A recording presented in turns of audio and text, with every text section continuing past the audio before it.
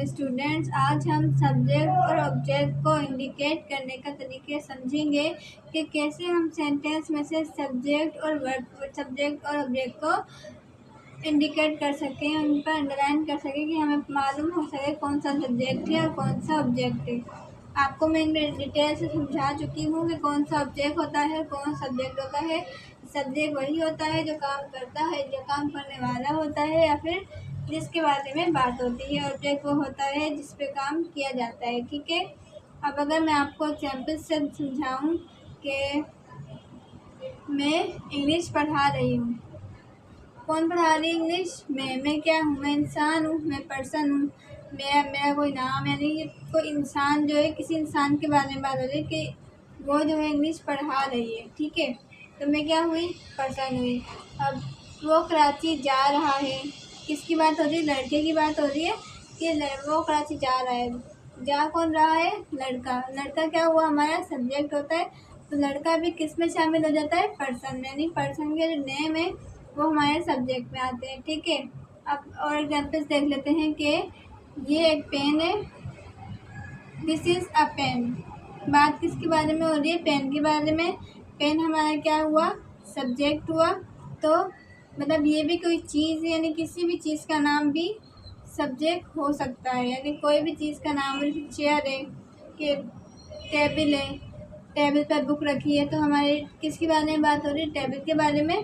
तो टेबल हमारी क्या हुई? सब्जेक्ट हुई। इसी तरह से अब अगर और भी देखें कि कराची बहुत बड़ा शहर है, कराची के बारे में बात हो रही है, वो भी किसी का नाम है, जगह का नाम है, यानी पर्सन्स के नेम आ रहे हैं, प्लेस के नेम आ रहे हैं और थिंग के नेम आ रहे हैं। तो जितने भी नेम होते हैं पर्सन्स के, प्लेस के या फिर थिंग के या फिर जानवरों के भी नेम्स होते हैं, वो हमारे क्या कहलाते हैं? सब्जेक्ट। अब यहाँ पे लिखा है सब्जेक्ट्स और वहाँ पे है ऑब्जेक्ट। सब्जेक्ट हमने पढ़ा कि पर्सन के नेम आ रहे हैं, ही आ रहे हैं, शी आ रहे हैं, इट आ रहे हैं या फिर किसी का नाम भी आ रहा है कि जैसे कि माहा अच्छा पढ़ती है। बात किसके बारे में हो रही है? लड़की के बारे में। किसी इंसान के बारे में बात हो रही है तो पर्सन हमारे यहाँ पे आ गया। ठीक है, तो ये हमारा क्या हुआ? पर्सन का नेम।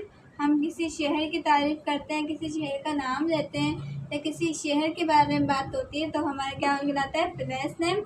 और कोई भी चीज़ होती है, जैसे पेन है, बुक हो गई, चेयर हो गई, हम इसके बारे में बात करते हैं तो ये क्या हुई? हमारी थिंग्स हुई। तो थिंग्स के भी नेम हो गए, यानी जितने भी नेम होते हैं वो हमारे क्या कहलाते हैं? सब्जेक्ट। Is it clear? अब हम ऑब्जेक्ट का भी देखेंगे कि मैं बच्चों को पढ़ा रही हूँ। ठीक है, मैं किसको पढ़ा रही हूँ? बच्चों को पढ़ा रही हूँ। असर किस पे हो रहा है? बच्चों पर हो रहा है। तो बच्चे हमारे क्या हुए? ऑब्जेक्ट हुए। किस में आ रहे हैं बच्चे? किस कैटेगरी में आ रहे हैं? पर्सन्स के नेम में आ रहे हैं बच्चे के।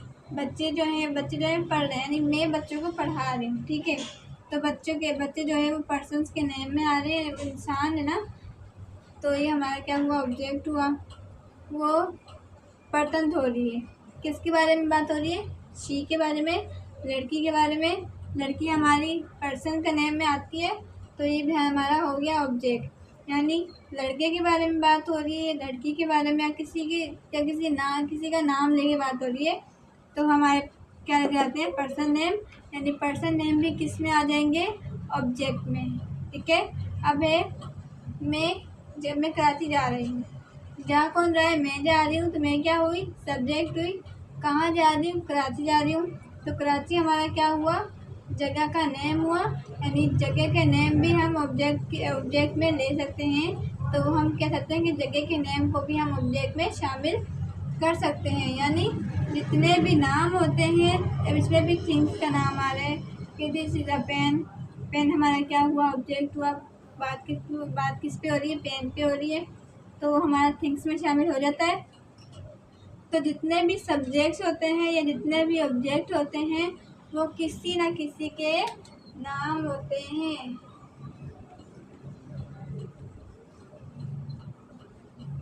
समझ आया कि जितने भी सब्जेक्ट या फिर ऑब्जेक्ट होते हैं वो सब क्या होते हैं? उनमें किसी न किसी जगह का या किसी इंसान का, किसी चीज़ का, किसी जानवर का नाम आ सकता है। तो जब भी किसी का नाम आए तो हम क्या समझेंगे? या तो वो सब्जेक्ट है या तो फिर वो ऑब्जेक्ट है। इतना क्लियर हो गया होगा।